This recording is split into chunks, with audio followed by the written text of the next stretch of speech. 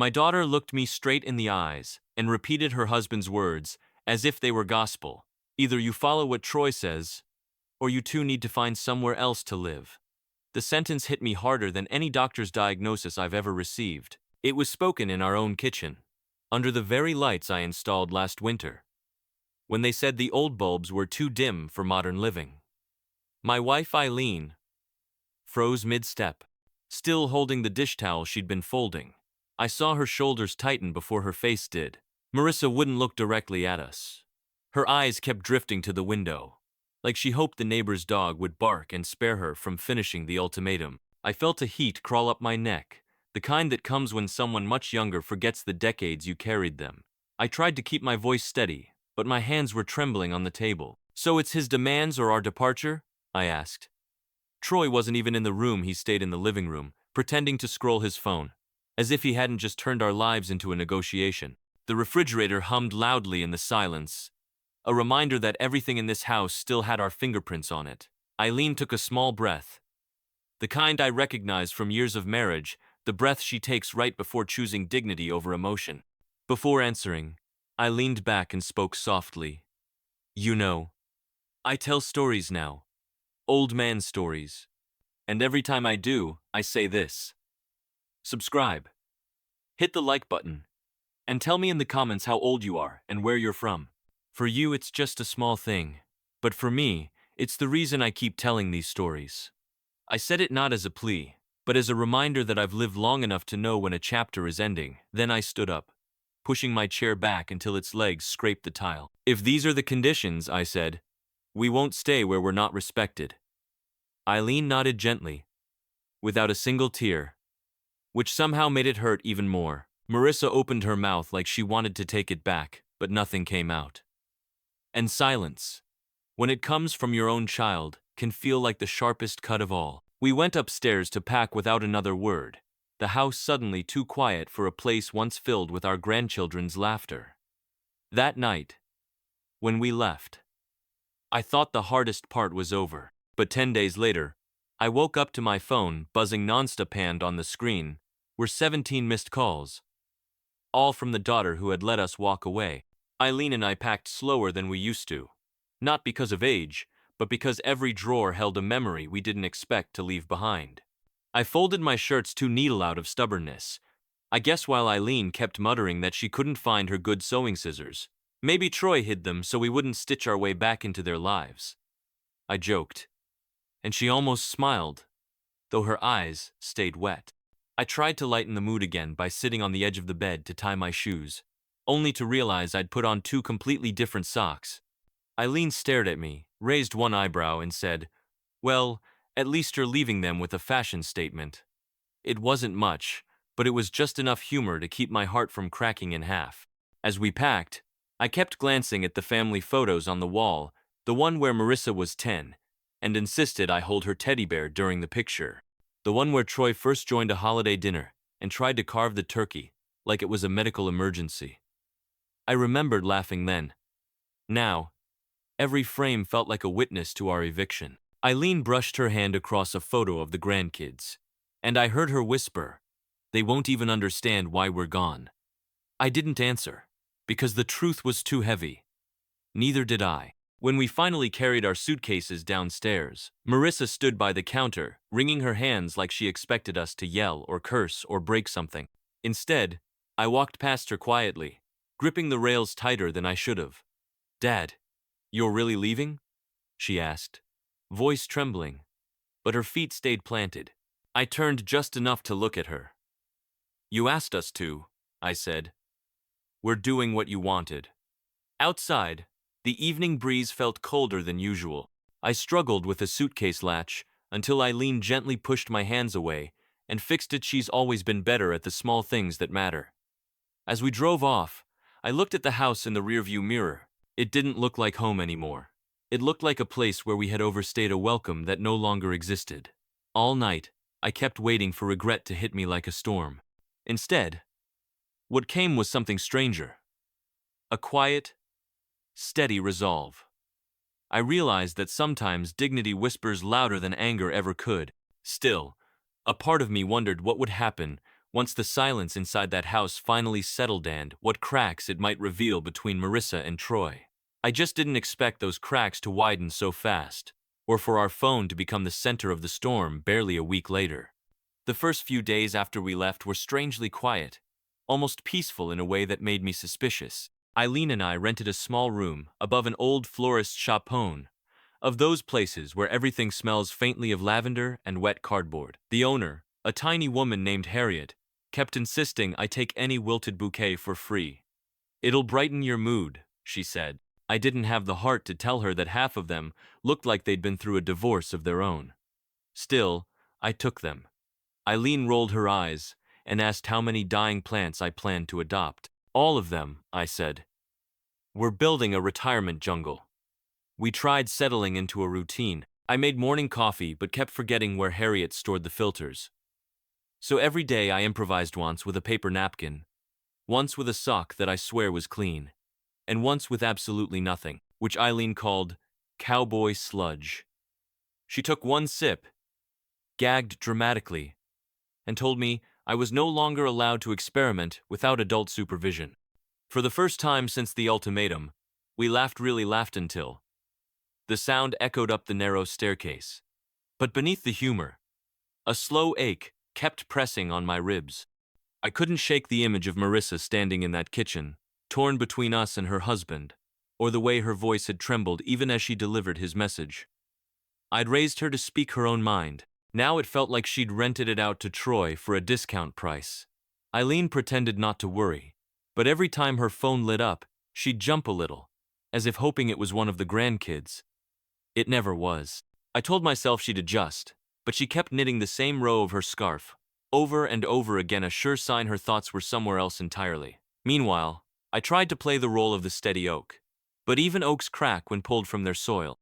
By the fifth night, the air in our little room felt too still, like something was building just out of sight.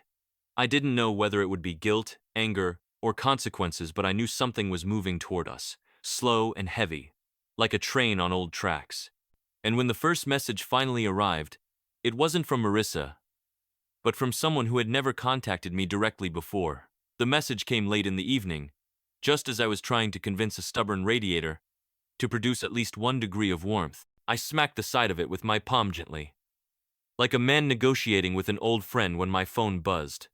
The screen lit up with a name I had never expected to see there. Troy. Not Marissa, not one of the kids. Him. For a moment, I thought my phone was malfunctioning.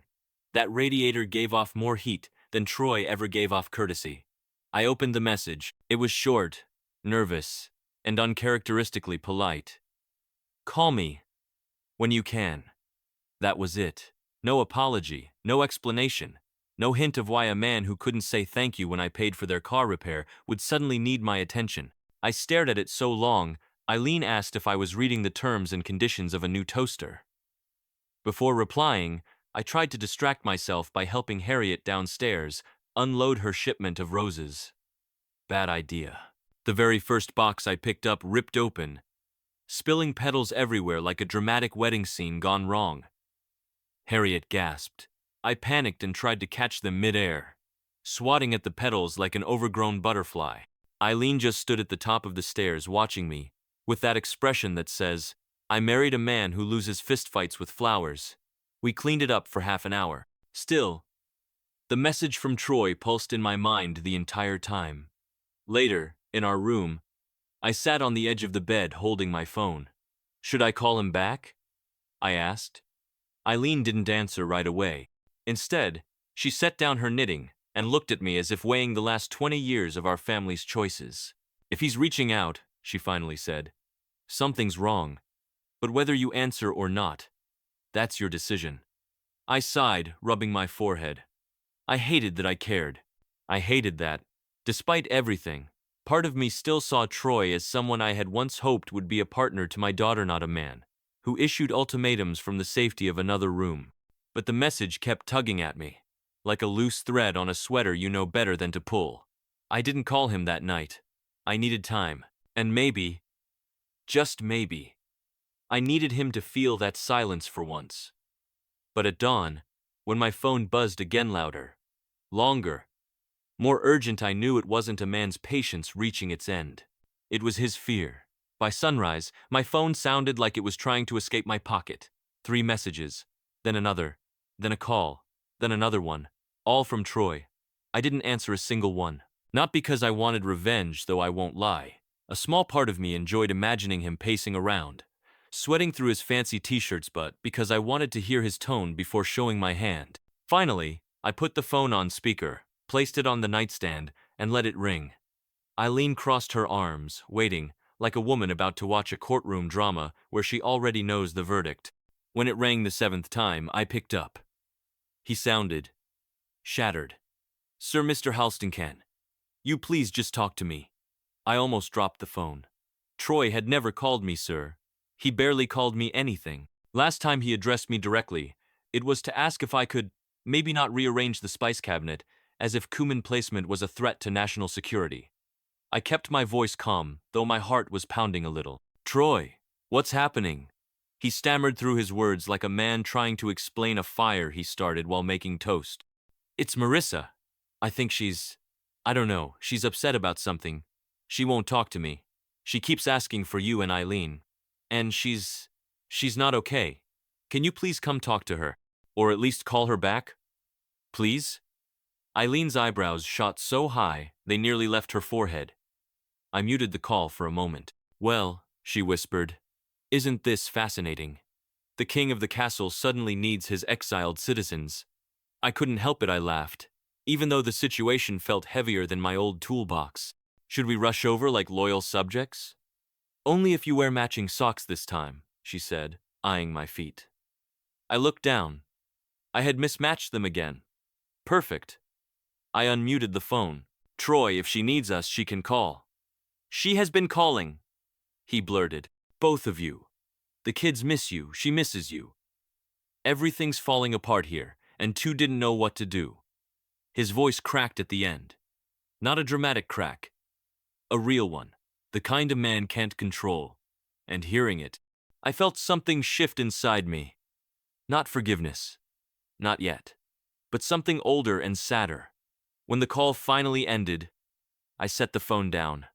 Eileen sat beside me, her fingers brushing my arm. "She asked for us," she said softly. "Not him. Us." And for the first time since we left that house, my chest tightened in a way that wasn't pain, more like a door unlocking. But this was the moment the story changed hands, not because I wanted it to, but because the truth of what happened next belongs to my wife.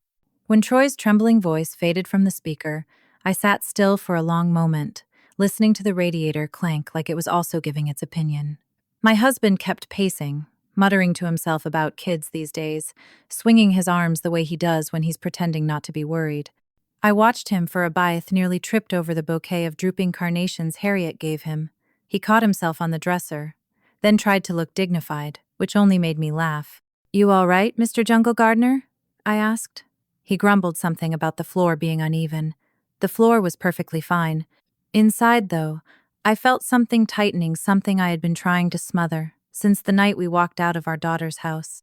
A mother can hold a grudge, yes, but she can also hear a child's fear, even through another person's voice. And Troy was frightened. Not frightened like a boy who broke a vase. Frightened like a man who finally realized he wasn't the center of the universe. I picked up my phone. 15 missed calls from Marissa, 2 from the kids. My heart sank into a place only mothers know, a place of worry, guilt, anger, instinct, and love, tangled so tightly they're impossible to separate. "We should have called sooner," I whispered, though I hated admitting it. My husband looked at me like I'd confessed to stealing a car. "We were giving them space," he said. "They told us to go." "Yes," I said, "but they didn't say they stopped needing us." I grabbed my coat, then realized I'd put it on inside out. He smirked. "Nice fashion choice." "Oh, hush," I snapped playfully, flipping it around. "Not all of us are trendsetters with mismatched socks." "Those socks are artistic expression," he declared, lifting his chin proudly.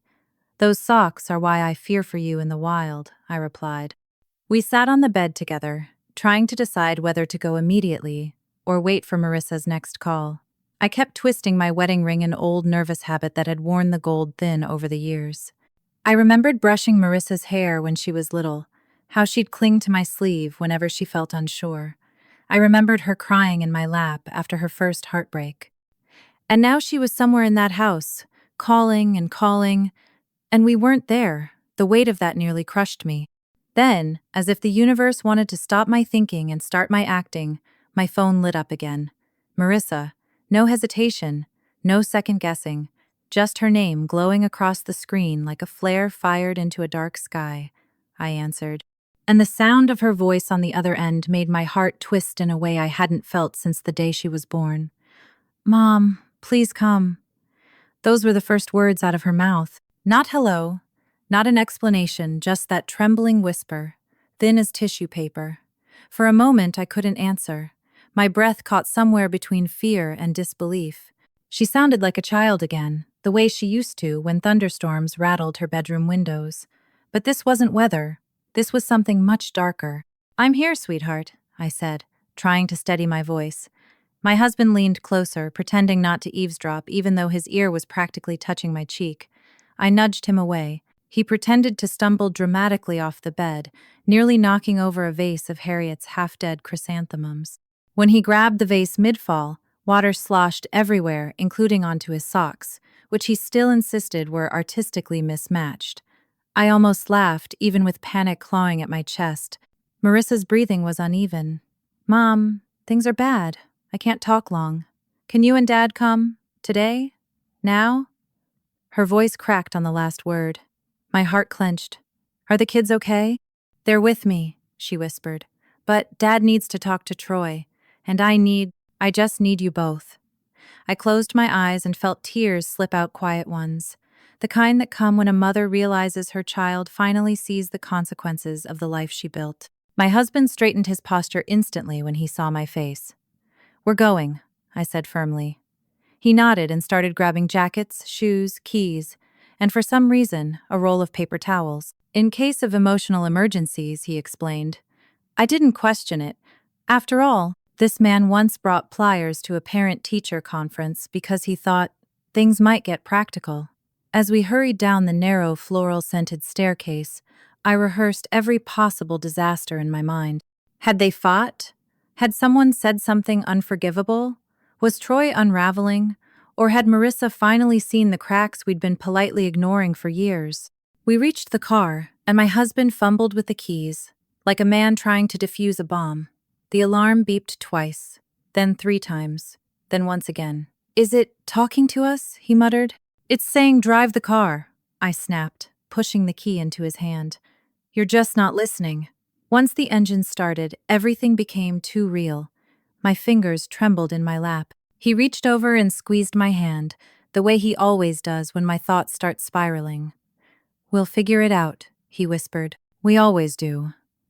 But as we pulled out of the parking lot, my phone vibrated again. Another call, this time not from Marissa. It was from our oldest grandchild, and his shaking little voice would reveal something neither of us ever expected to hear. The moment I answered our grandson's call, I could hear him sniffing, trying not to let his voice shake. Grandma. Mommy's crying, he whispered, barely audible over the sound of a slammed door somewhere behind him. My husband tightened his grip on the steering wheel so hard I worried he'd leave fingerprints embedded in it. Is everyone safe? I asked gently. Yes, but Grandpa needs to hurry. Mom said not to open our bedroom door. She said to stay with her. She's scared, Grandma. Scared. My daughter. That word hit harder than the ultimatum ever did. I motioned to my husband to drive faster. He understood immediately, though his version of faster was hitting the gas so abruptly that my head snapped back and the glove compartment flew open, spilling an avalanche of tissues, coupons, and a mysterious screwdriver. Why is this even here? I yelped, grabbing the dashboard. Emergency repairs, he said proudly, as if this explained anything. What emergency repairs require a screwdriver in the glove box, Harold? The emotional kind, he muttered. If I weren't terrified, I'd have laughed. Our grandson's quiet breathing trembled through the speaker. Grandma, Mommy said Grandpa shouldn't be mad at her. She said she made a mistake.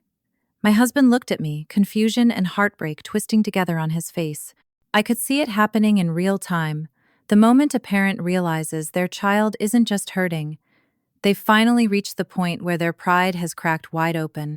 Sweetheart, I told our grandson, stay with your mother. Keep the door closed. We're almost there. Okay, Grandma, hurry.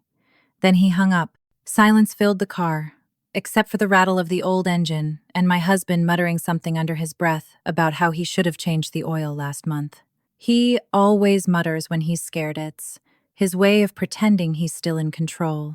The truth is, he cared more deeply than any man I've ever known, but he hid it behind jokes, mismatched socks, and an exaggerated grumble. As we turned onto Marissa's street, my stomach tightened. Her house looked the same from the outside, calm, quiet, neat, but I could feel the storm inside it. My husband pulled into the driveway crooked, wheels nearly on the lawn. He didn't even notice. We rushed toward the front steps, both of us half running, half stumbling, like people suddenly decades younger. Then the front door swung open, and standing there wasn't Marissa, it was Troy. But not the Troy who once strutted around that house like a man inspecting his empire. This Troy looked pale, shaky, and completely undone. His voice quivered as he said my husband's name not in arrogance, but in desperation. And what he told us next was the first piece of truth that finally made everything click into place. Troy stood in the doorway like a man who'd forgotten how to hold up his own spine.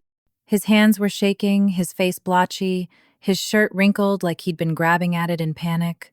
For the first time since he entered our family, he looked small. She locked herself in the bedroom, he said, voice cracking. She won't talk to me. She won't even look at me. And the kids, she told them to stay with her. I didn't know what to do. My husband brushed past him without waiting for details, partly because he was worried, partly because he doesn't walk well when he's angry, and partly because he nearly tripped over their decorative shoe rack. Who puts this thing right by the door? He barked, grabbing the wall for balance. I helped steady him while he grumbled about modern furniture being designed by sadists. Troy followed us inside, rubbing the back of his neck like he was bracing for impact. She said she shouldn't have listened to me, he whispered. She said she hurt you both. And she's ashamed. Ashamed. My daughter. Those words cut deeper than anything Troy could ever admit, but I could feel something else in the air too, a deeper fracture, something that hadn't been caused solely by the ultimatum. My mother's instinct prickled. Troy, I said quietly, what aren't you telling us? He opened his mouth, then closed it, looked down, looked away. My husband stopped walking. He turned slowly, like a man who already suspects the answer but needs to hear it spoken. Son, he said, voice low, what happened? And just when Troy took a breath to answer, the upstairs hallway erupted with the sound of a door creaking open. We all froze. Small footsteps padded down the stairs low, hesitant, the kind that carry the weight of a secret a child doesn't know how to hold. Our grandson appeared on the landing, clutching his stuffed dinosaur like a shield. His eyes were red, but dry now, determined in that brave little boy way that always breaks your heart. He looked at Troy first, then at Yuz, and walked straight toward my husband. He tugged on my husband's sleeve. Grandpa, he whispered, Mommy said she lied. About something big, and Dad said she had to fix it. And then they argued, really loud. The house seemed to inhale around us. My husband knelt down, ignoring the protest of his knees. What did she lie about, buddy? The boy swallowed hard, pressing the dinosaur to his chest. She said the ultimatum wasn't Dad's idea. He blinked up at us, eyes wide and shining. She said she was the one who wanted you gone. A silence hit the room so heavy it felt like the walls leaned in to hear it. And behind that truth, I felt another one gathering, darker, deeper, waiting to break open. Because my daughter had always held herself together. For her to unravel now meant something inside that house had finally snapped beyond repair. For a long moment, none of us moved. My grandson's confession hung in the air like a cracked mirror, reflecting every mistake, every unspoken fear, every quiet fracture we'd all stepped over for years. I felt my heart twist, not in anger, not even in betrayal, but in a deep, aching sadness only a mother can understand. My daughter hadn't just pushed us out. She had lied about why. She had chosen pride over truth, and now the weight of it was crushing her. I rose slowly, squeezed my grandson's shoulder, and handed him gently to my husband. He held the boy close, murmuring something soft, something only grandfathers can say, the kind that builds a safe place out of thin air. Then I turned toward the stairs. "Stay with them," I whispered to my husband. He nodded, eyes solemn, protective. Upstairs, the door to Marissa's room was cracked open just an inch. The same door she used to slam during teenage tantrums. The same door she once taped drawings to for Mother's Day. I pushed it open quietly. She sat on the floor beside the bed, knees pulled to her chest, hair messy, mascara smudged. When she lifted her head and saw me, her face crumpled instantly. "Mom," she whispered, voice breaking apart, "I messed everything up." I crossed the room and sat beside her. My bones protested, but a mother never lets pain sit between her and her child. She leaned into me, shaking, and I wrapped my arms around her head the way I used to when she was 5 and afraid of the dark. "Tell me," I said softly. I thought if you two left, Troy and I would have more space, less judgment, fewer arguments. I thought I was fixing things." She sniffed, wiping her nose on her sleeve. "But it wasn't him who wanted you gone. It was me. I was overwhelmed. I was embarrassed. I felt like I was failing at everything, and instead of admitting it, I blamed you." Her shoulders shook harder. "And now everything's falling apart. He's angry. The kids are scared. And I don't know how to make any of it right." I took her chin gently and made her look at me. "Sweetheart, the only thing worse than making a mistake is pretending you didn't. And you're done pretending. Look at you. You're telling the truth now. That's where healing starts." She buried her face in my shoulder again. "Do you think Dad will forgive me?" I smiled, brushing her hair back. "Your father is outside wearing socks that look like they lost a bar fight. He will absolutely forgive you." Her laugh came out like a hiccup, sad but real, and that tiny sound told me everything I needed to know. She hadn't lost herself. She'd just gotten tangled. We came downstairs together. My husband stood in the living room holding our grandson, our granddaughter clinging to his leg. His eyebrows were still furrowed, but when he saw Marissa, something softened in him. A father's love doesn't disappear, it just hides behind worry. She walked to him slowly, like approaching a fragile statue. "Dad, I'm so sorry," she whispered. "For all of it, for lying, for pushing you out, for hurting you and Mom." My husband looked at her for one long, steady moment. Then he opened his free arm, and she collapsed into it, sobbing into his chest. His chin trembled just once, but he held her tightly, the way only a man who's weathered storms can hold another soul. Troy stood off to the side, watching, guilt written across his face. Eventually, he stepped toward us. "I'm sorry too," he said quietly. "I should have told you everything earlier. I should have been better." My husband cleared his throat. "Well, at least now we know which of us is responsible for the spice cabinet disaster." The kids laughed. Even Troy smiled sheepishly. And just like that, the air shifted, not magically, not perfectly, but genuinely. We didn't move back in that day. We didn't pretend everything was fixed. But we stayed for dinner. We talked. We listened. We rebuilt the first stones of something new. As we walked out later that evening, my husband squeezed my hand and whispered, "We didn't break, you know. They did. And now they're asking us how to mend." I nodded. "And we will, because that's what family does." We stepped into the cool night air, the porch light flickering gently above us. For the first time in weeks, my heart felt steady. The house behind us wasn't a battlefield anymore.